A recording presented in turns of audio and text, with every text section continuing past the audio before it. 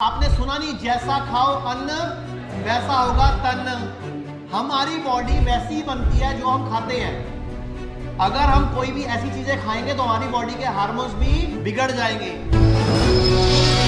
आप में से कई लोग बोलते हैं हमें ना मछली बड़ी पसंद है जी, तो भैया मछली खाओ लेकिन खुद शिकार करो, कांटा डाल के बैठो, फंस जाए तो खा लेना वही भून के। लेकिन आप कैसे मछली खाते हो? पकड़ी गई कहां पे? मुंबई में पकड़ी गई बुधवार को, जहाज में पहुंची बुधवार को, डेक पे पहुंची वीरवार को, उसके ऊपर फार्मालीन लगा के पैक करके ट्रकों में लोड करी, दिल्ली भेजी, पहुंची सोमवार को, आजादपुर मंडी पे उतरी मंगलवार को, बुधवार को आपको पसंद आई वो, वीरवार को घर पे बनाई। कौन से दिन की मरी हुई है वो? पिछले बुधवार की। आप अपने घर में अपने सगे पति की, पिता की, मम्मी की, दादा की, दादी की लाश तो 24 घंटे नहीं रखते। मुर्गियां मछलियां 8 दिन पुरानी खा रहे हो।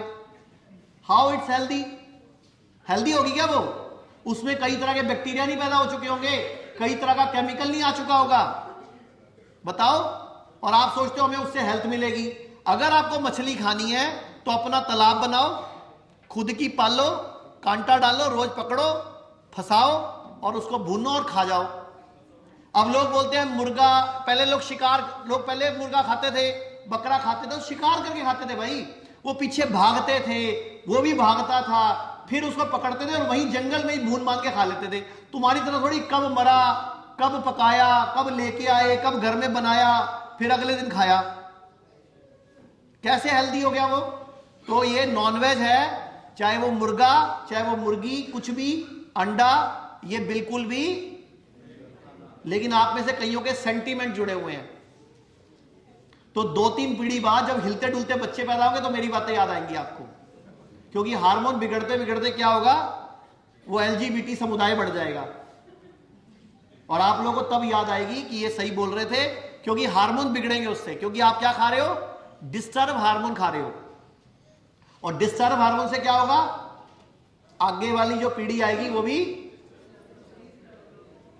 आपको पता है वियतनाम में गैस ऑरेंज यूज हुआ था, अमेरिका ने किया था। याद है आपको? किसी ने पढ़ी हो हिस्ट्री तो? वियतनाम वॉर चला था अमेरिका के साथ 1970s में। आज भी 2024 खत्म होने को आ गया, आज भी वहां बिना हाथ वाले, बिना सिर वाले, बिना पैर वाले, बिना किडनी वाले बच्चे पैदा होते हैं आज भी। जबकि कब गैस निकली थी? 1970 में, उस दशक में। तब अमेरिका ने ऑरेंज गैस छोड़ी थी कुछ 2 शहरों में।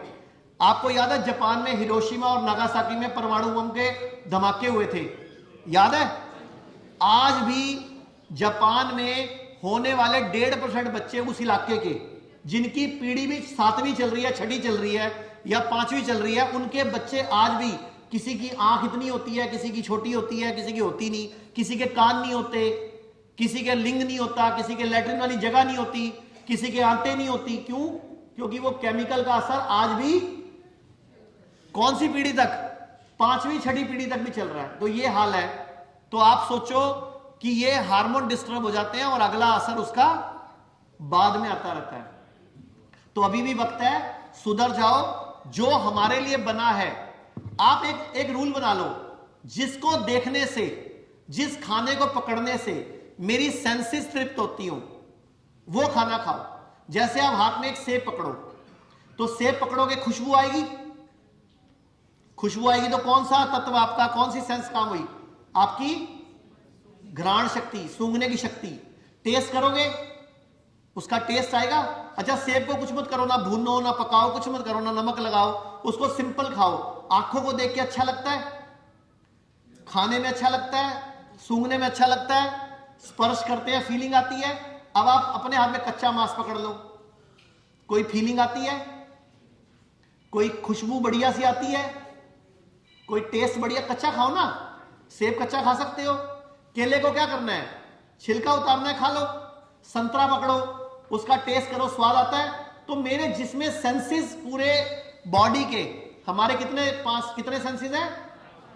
कौन कौन से? आंख, कान, नाक, मुंह और स्पर्श। तो जिसमें मेरे सेंसेस तृप्त होते हो वो खाना आपके लिए बना है। मतलब जिस खाने को देखकर खाने का मन करे, एक फीलिंग आए बिना छेड़छाड़ के। मैं तड़का लगाने की बात नहीं कर रहा, जो कच्चा आपको देखकर ललचाए मन, जिसको देखकर आंखों को अच्छा लगे, खुशबू आ रही हो, मेरे को सुनने में उसका नाम भी अच्छा लगे, टेस्ट करने में स्वाद लगे, वो आपका भोजन है। जिस भोजन में आपको ये पांचों सेंसेस में से कोई सेंस भी यूज नहीं हो रही, तो फिर वो भोजन आपका भोजन। अच्छा, अंडा तो कच्चा है ना, जब अंडा है तो क्या है उसके अंदर, फ्लूइड है ना, आपने उसको उबाला क्यों? खाओ ना कच्चा। आप मांस लो, मुर्गा लो और तंगड़ी खाओ, उसके बिना भुने, बिना तड़का लगाए खाओ, कोई प्रॉब्लम नहीं है, आपको पता भी चलेगा। अब स्वाद के चक्कर में हम लोग ये चीजें भी खा रहे हैं, तो हमें सुधरना पड़ेगा। देखो, कभी पहले टाइम पे क्या होता था, कभी कभार राजा को रोज शिकार करने जाता था क्या? कभी कभार करते थे, कोई कभी 6 महीने में, 2 महीने में, साल में, महीने में। और वो भी कैसा प्राणी जो बेचारा जंगल में हरी सब्जियां खा रहा है, घास खा रहा है, जंगल में घूम रहा है, उसका शिकार करते थे। आप तो पिंजरे में बंद पड़ा बेचारा, वहीं पैदा हुआ, वहीं बड़ा हो रहा है, वहीं एक दूसरे को चोंच मार रहे हैं, वहीं वो लड़ रहे हैं, वहीं वो रो रहे हैं, दूसरे को कटता देख रहे हैं, उनके अंदर रोज वो फीलिंग आ रही है, और उनका मांस खाओगे तो हेल्थ। चलो एनीवे, अब बात करते हैं थोड़ी सी फिर बॉडी की। हमारे शरीर की सबसे छोटी इकाई क्या है? हमारे शरीर की सबसे छोटी इकाई क्या है? सेल। सेल मतलब कोशिका। जब कुछ एक जैसी कोशिकाएं किसी एक काम को करने के लिए इकट्ठी हो जाती हैं तो बनता है उतक। उतक मतलब टिश्यू। और कुछ एक जैसे टिश्यू जब कोई एक काम करने के लिए इकट्ठे होते हैं तो बनता है अंग। अंग मतलब ऑर्गन। ऑर्गन मतलब हार्ट, लीवर, किडनी, छोटी आंत, बड़ी आंत, पैनक्रियास, फेफड़े, ब्रेन। बाह्य अंग मतलब आंख, नाक, कान, मुंह। अंदरूनी अंग जो मैंने बताए। तो शरीर में अंग बनता है किससे? टिश्यू के कलेक्शन से। और टिश्यू बनता है सेल के कलेक्शन से। तो सबसे छोटी इकाई क्या है? सेल। और जब कुछ एक जैसे अंग को ये काम करते हैं तो बनता है हमारा सिस्टम। जैसे हमारा रेस्पिरेटरी सिस्टम, ऐसे हमारी बॉडी में स्केलेटन सिस्टम, हड्डियों का ढांचा, ऐसे हमारा एक्सक्रीटरी सिस्टम, ऐसे हमारा डाइजेस्टिव सिस्टम, ऐसे हमारा ब्लड सर्कुलेटरी सिस्टम, कई सारे सिस्टम। हम 3 तरीके से काम करते हैं। अगर आपकी बीमारी गंभीर है, हार्ट की प्रॉब्लम है, किडनी फेल है, डायलिसिस चलता है या क्रिएटिनिन बढ़ गया है, या कैंसर है, हम आपकी पूरी बॉडी की शुद्धि करेंगे, पंचकर्म के माध्यम से आपके बॉडी को क्लीन करेंगे। दूसरा तरीका, अगर आपकी बीमारी गंभीर नहीं है तो हमारे पूरे भारत में 100 से अधिक क्लिनिक्स हैं, वहां पे आओ, डॉक्टर से मिलो, 1 to 1 बैठो, बात करो, बीमारी की जड़ को समझो। और तीसरा तरीका, स्क्रीन पर नंबर चल रहा है, हमारे हेल्थ काउंसलर से बात करो, अपनी बीमारी को बताओ, बीमारी को समझाओ। हो सकता है आपकी बीमारी घर पर ही ठीक हो सकती हो। हम पूरे भारत के हर व्यक्ति को बीमारी की जड़ पर काम करना सिखा रहे हैं। बिल्कुल आराम है, मैं एकदम नॉर्मल जैसा मुझे फील हो रहा है। अभी घुटने का दर्द भी उसका चला गया। बात नहीं कर पा। अरे कोई बात नहीं। अभी मेरा बीपी छुटी है। 3-4 मंथ से मैंने कोई मेडिसिन नहीं खाई है। नहीं, बहुत अच्छा ट्रीटमेंट चल रहा है, सब बहुत खुश हम।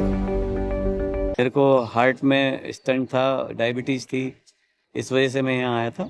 अपनी जो बीमारी है उसमें भी मेरा जो ब्लड शुगर लेवल है वो कम आया है। ਇਹਨਾਂ ਦਾ ਹਾਰਟ 15% ਕੰਮ ਕਰ ਰਿਹਾ ਸੀ, किडनी खराब, लीवर खराब, 25-30 गोलियां रोज दी खा रहे सी। मेरा 8-10% जो बिल्कुल डाउन हो गया 15% हो गया। आज मेरा 8% जो है 21% काम कर। हमारे हॉस्पिटल्स की शाखाएं पूरे भारत में फैली है। डेराबस्सी, लखनऊ, दिल्ली NCR, मेरठ, नवी मुंबई, चंडीगढ़, पंचकुला, कुरुक्षेत्र, गुरुग्राम, अमृतसर, जयपुर, जोधपुर, लुधियाना, संगरूर, गोवा, अंबाला, सोनीपत, सीकर, उदयपुर, कोटा, अजमेर, कानपुर।